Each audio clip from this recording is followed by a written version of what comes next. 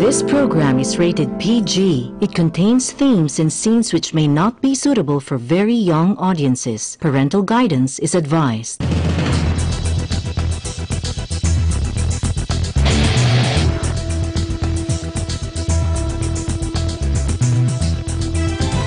We're working to connect a region of over 600 more bridges between our lands.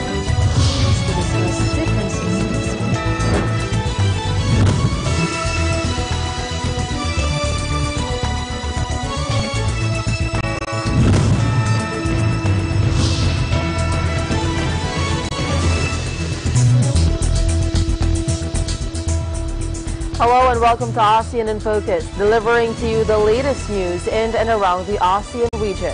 I'm Monica Velasco. Here are the headlines. Japanese Prime Minister Shinzo Abe holds welcoming ceremony for his Malaysian counterpart Mahathir Mohamad in Tokyo during the world's oldest leader's visit to Japan. At least 105 fish cages out of 1,555 operating in the town of Agoncillo in Batangas were affected by the recent fish kill in Taal Lake, killing some 5 million pesos worth of tilapia.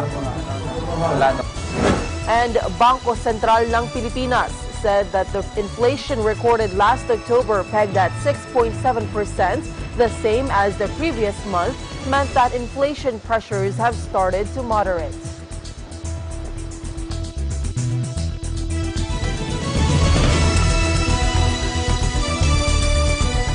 Japanese Prime Minister Shinzo Abe holds welcoming ceremony for his Malaysian counterpart Mahathir Mohamad in Tokyo during the world's oldest leader's visit to Japan. Prime Minister Mohamad said that the best way to deal with North Korea is by engaging them through talks.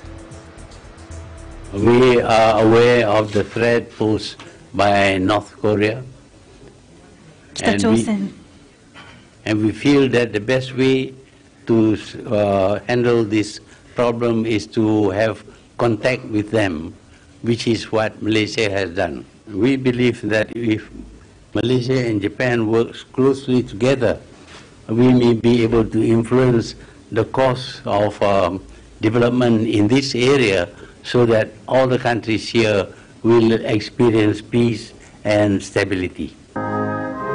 Meanwhile, Japan stands ready to help Malaysia deal with its huge government debts. Prime Minister Shinzo Abe told his visiting Malaysian counterpart Mahathir Mohamad. Mahathir, 93, who was re-elected as his country's prime minister in May, found out that the Malaysian government is saddled with a debt of 1.1 trillion ringgit, or $263 billion, as of the end of last year, compared with the 686.8 billion ringgit claimed by the previous government led by Najib Razak.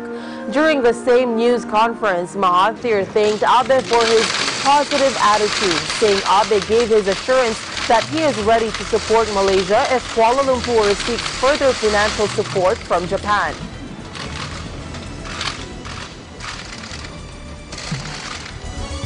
Another regional trial court judge of Muntinlupa inhibited herself from the drug case involving Senator Laila de Lima, becoming the fourth judge to recuse herself from the senator's controversial drug cases. Judge Lorna Navarro Domingo, acting presiding judge of Muntinlupa RTC Branch 206, signed an order on Monday, November 5, saying that she found no sufficient ground to inhibit herself from the trial as requested by de Lima, but that she decided just the same to recuse herself to show good faith to all parties. She said that it is within her discretionary power to do so. The issue arose out of de Lima's perception that the judge was biased against her motion to disqualify some of the prosecution's witnesses. The senator also resented that the judge had prevented media from covering the court hearings and said that this violated her right to an open and public trial. De Lima filed the motion for Judge Domingo to inhibit on October 15.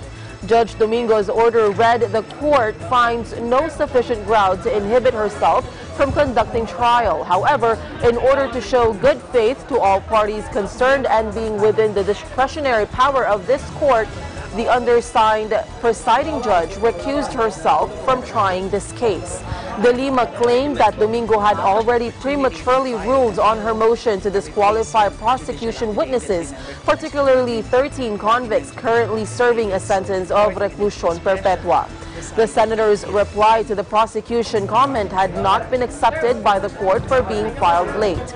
In her order released on Tuesday, November 6, Domingo explained that despite a one-day extension given to De Lima, her camp filed her reply beyond office hours, which is not allowed under a circular of the Office of the Court Administrator.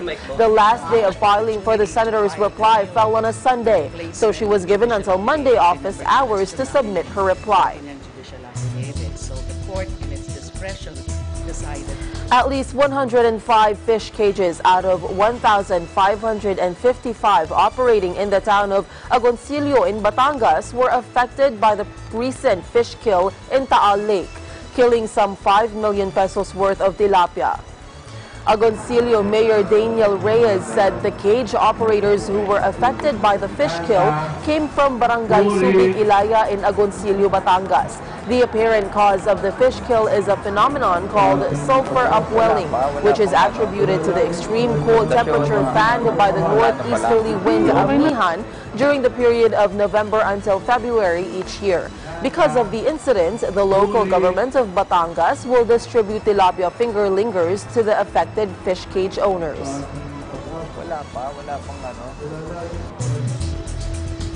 President Rodrigo Duterte is set to visit Boracay Island on November 8, where he is expected to distribute the certificates of land ownership awards to the indigenous tribes in the resort island.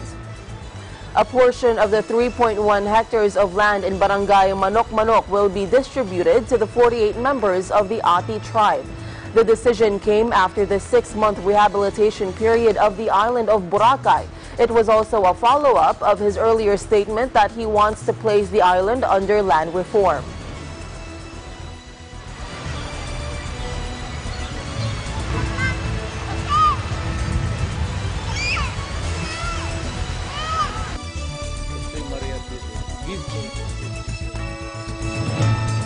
ASEAN in Focus will be right back.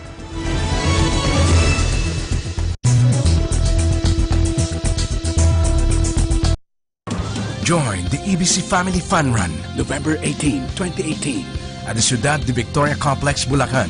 Choose from race categories: 1.062 kilometer, 2.5 kilometers, 5 kilometers, and 9.55 kilometers. Registration is ongoing. For more details, log on to www.eaglenews.ph/EBC Fun Run or call 784-7450, local 1162. You may also visit www.facebook.com/EBC Fun Run. EBC Family Fun Run. This event was made possible with our major sponsors: Regent, Life's Simple Pleasures, RY Graphics and Print, Guyamax, the natural 4-in-1 super antioxidant with guayabano, mangosteen, turmeric, and vitamin C. With the participation of Isuzu, your responsible partner for life, together building people. Mr. Gary Escobar, Salampas by Hisamitsu Philippines, Skechers Performance, White Glow, Australia's #1 teeth whitening system. Beldia, your strategic procurement partner. Blue Pro Energy Plus Electrolytes. Enjoying your passion never stops. And in partnership with Maligaya Development Corporation and Philippine Red Cross.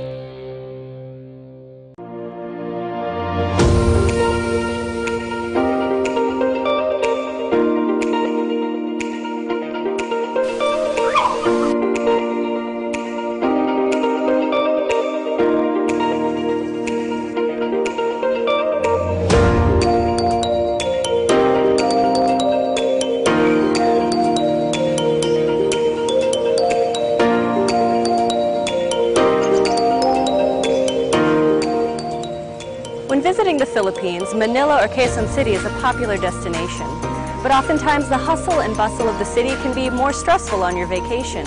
So when you feel the need to reconnect to nature or relax again, there's a beautiful oasis just outside of the city called the Garden at Ciudad de Victoria.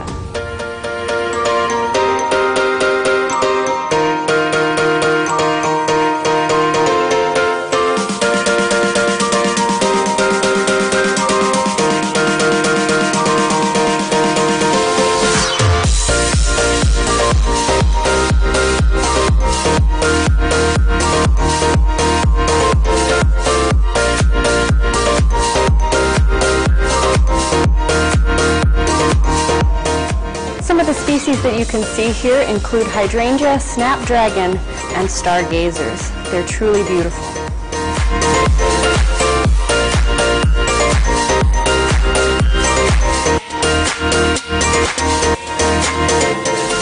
The gardens at Ciudad de Victoria are so peaceful, tranquil, and beautiful that it's become a haven for young couples and a very popular venue for engagement photos.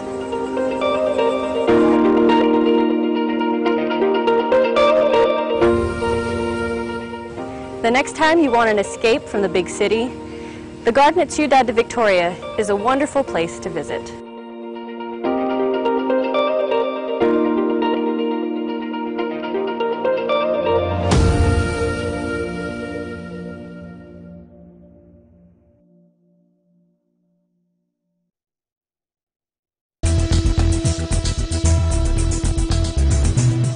Welcome back. A project in Cambodia is using ground-penetrating radar to unearth clues of mass graves linked to the Khmer Rouge, the ultra-Maoist regime whose quest to build an agrarian utopia from 1975 to 1979 left an estimated 2 million people dead. Hacked to death, starved, overworked, or ravaged by illness, their bodies were dumped in hastily dug pits all over the country. They were thrown in rice paddies, down caves, and on the grounds of Buddhist monasteries. So with our machine, we have a ground-penetrating radar. It can look under the ground. It sends signals under the ground, and the radar comes back. And different objects under the ground, or if the ground's been disturbed, it'll show us on the computer. So it won't be able to see the bones, but it'll be able to show the outline of a grave and how deep and how wide it is. In orange and red, that's dates. Many of the killing fields have been logged, providing experts with an estimate of 20,000 mass graves, which is identified as a pit containing 4 or more bodies throughout the country.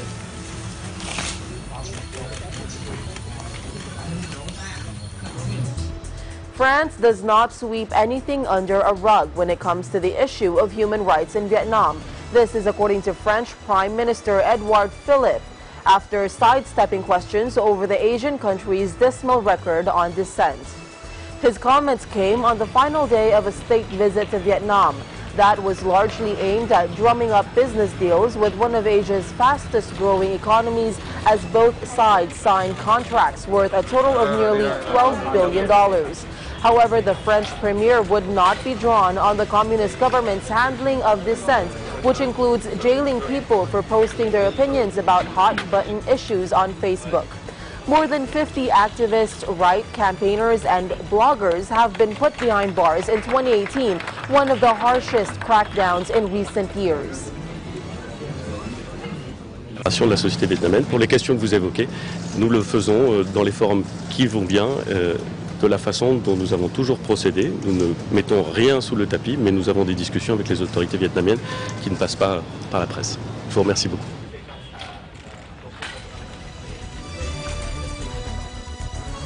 Myanmar's 2020 elections may be fertile ground for incitement to violence, and Facebook should prepare now. An assessment of the tech giant's presence in the country warned Tuesday as it detailed how the platform had been used to spread hate.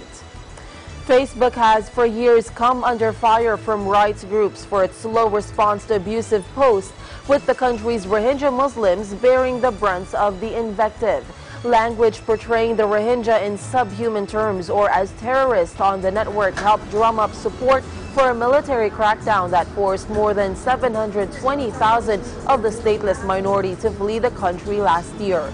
Facebook has blacklisted several hardline Buddhist monks, and after a UN probe called for the army chief and other top military brass to be prosecuted for genocide, the platform blocked them too. It also commissioned an assessment on its performance by California-based consultants Business for Social Responsibility, which carried out interviews between May and September of 2018. While BSR agreed that the platform had been used by those seeking to incite violence and cause offline harm, it also said Facebook's link to rights violations should not be overestimated and that the state bore ultimate responsibility. However, it also warned that Facebook's problems in Myanmar are far from over.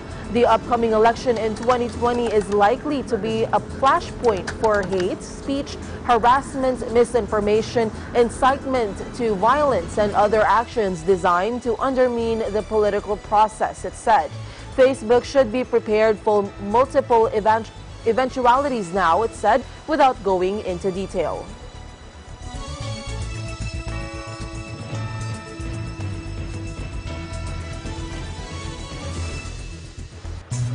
We'll be right back. Please stay tuned.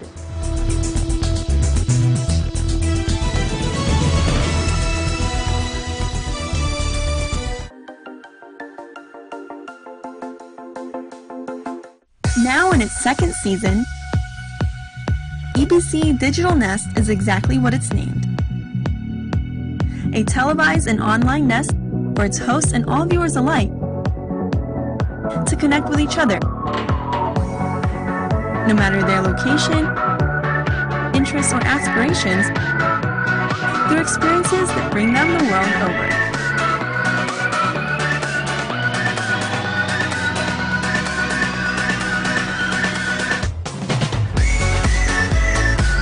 The content one might find on EBC Digital Nest has potential to be as broad as its viewership. Whether it's related to current events, product features,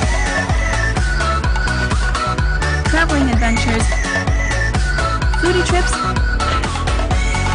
cultures or lifestyles,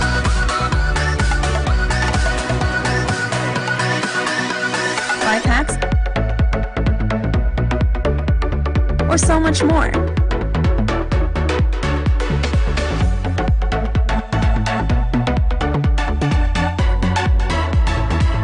EBC Digital Nest is for the explorers, the curious, the go-getters, the avid learners, and most of all, the dreamers.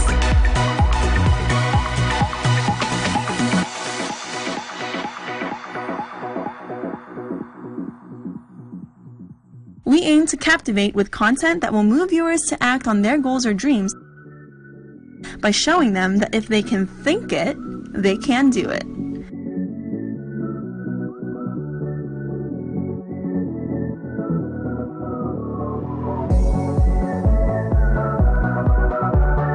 Hosted by Nicole Tongol in the entertainment capital of the world, Las Vegas, along with correspondents reporting from all over the world, EBC Digital Nest will always provide a place where anyone can meet someone new, learn useful lessons, or even share their interest with support from the EBC Digital Nest family spread across many nations.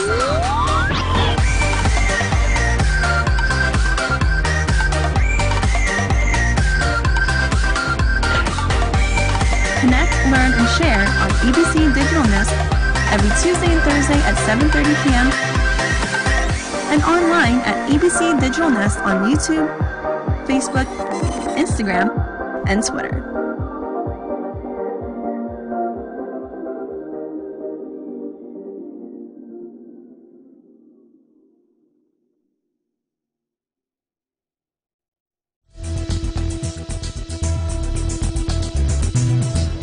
Welcome back. Bangko Sentral ng Pilipinas said that the inflation recorded last October, pegged at 6.7%, the same as the previous month, meant that inflation pressures have started to moderate. The BSP said that the month-on-month seasonally adjusted headline inflation had actually eased further to 0.3% in October from 0.8% in September. It said this confirmed the BSP's view that inflation momentum has started to slow down. Inflation held steady in October as inflation for food items decelerated, even as it was matched by the increases in inflation recorded for non-food items, it said in a release. The BSP explained that the food inflation rate moderated in October 2018 due to slower price increases of corn, meat, fruits, and vegetables. It adds, however, prices of rice and fish remained elevated, posting double-digit inflation rate months during inflation rates during the month. The BSP pointed out that while food items had slower price increases, non-food inflation rose to 4.2% year-on-year. It said this is partly attributed to higher charges for water services with the approved rebasing and foreign currency differential adjustment. At the same time, transport inflation also accelerated due to upward adjustments in the prices of domestic petroleum products, largely influenced by the higher international crude oil prices. BSP Governor Nestor Espinilla said October's inflation rate meant that prices are finally tapering off, which is a result also of efforts of the country's economic managers. He said it's a significant deceleration, although the headline figure remains elevated. Second-round effects are also muted so far. That August well for a return to inflation target by 2019.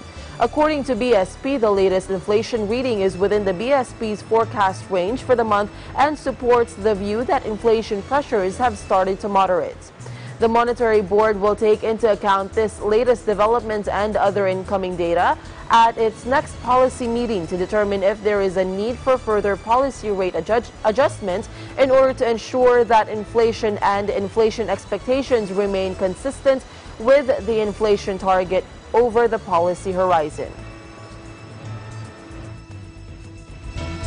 The Department of Labor and Employment on Monday, November 5, announced the approval of the additional 25 peso wage hike for minimum wage workers in Metro Manila. This was contained in Wage Order Number NCR-22 upon effectivity of the order 15 days after its publication in a newspaper of general circulation. The new minimum wage will be 537 pesos. The 10 peso cost of living allowance has been integrated in the wage hike. Labor Secretary Silvestre Bello in a press briefing said upon effectivity of Wage Order Number NCR-22, the new minimum wage rates in Metro Manila shall be 500 to 537 across different sectors. The increase is, however, way below the 334 pesos wage hike sought by the Trade Union Congress of the Philippines. It is much closer to the 20 pesos wage increase proposed by the Employers Confederation of the Philippines.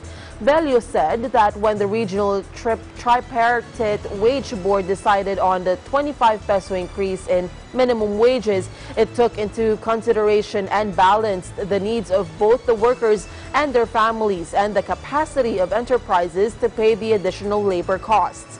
This is without impairing business, especially its capacity to continuously generate jobs.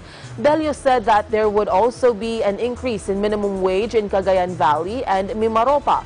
For Cagayan Valley, the daily wage rate will be from 320 pesos to 360 pesos across various sectors. For Mimaropa, the daily minimum wage will be in the range of 283 pesos to 320 pesos. Indonesia's growth slowed slightly in the third quarter, government data showed Monday, as Southeast Asia's largest economy grapples with an emerging currency sell-off and a downturn in consumer spending. The head of the Statistics Bureau told a press conference the commodities-driven economy expanded 5.17% between July and September, slower than in the second quarter when Ramadan gave some momentum for consumption in the world's biggest Muslim-majority country. Household spending, which accounts for more than half of Indonesian GDP, was also slower compared to the previous quarter, although slightly higher than in the same 3 months in 2017. Alex Holmes, an economist at consultancy Capital Economics, said they think economic growth in Indonesia will remain stuck at around 5% over the next couple of years. President Joko Widodo, who faces national elections in April, came to power in 2014 on a pledge to boost annual growth to 7%, but his government has struggled to rev up the economy. Holmes saw little prospect of a sustained upturn and expected the export sector to be a key drag on growth over the next year.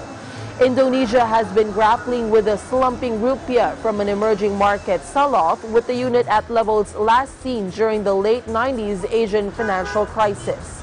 The country's central bank has raised its key rate 5 times since May after the government said it was taking other measures to protect the weak currency.